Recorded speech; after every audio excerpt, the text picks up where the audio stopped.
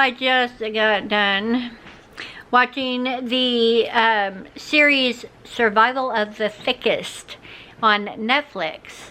And it's after a shocking discovery forces her to make a fresh start, a heartbroken Mavis lets loose during a night out and keeps it real with an old associate.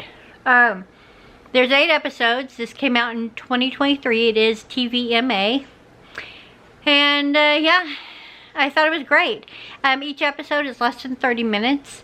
It's a comedy, definitely friendships, career, those types of topics, relationships, friendships, careers. And yeah, it was really enjoyable. I was a big fan of every performer that I recognized in the series, which was most of them. And yeah,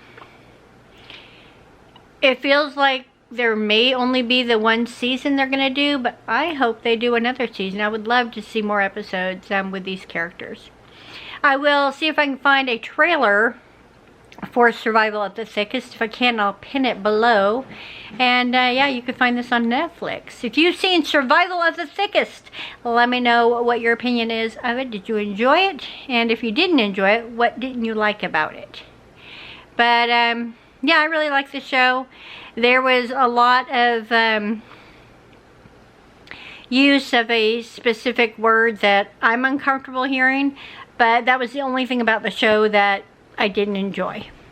But I understand the usage of that word for the purposes that it was utilized for.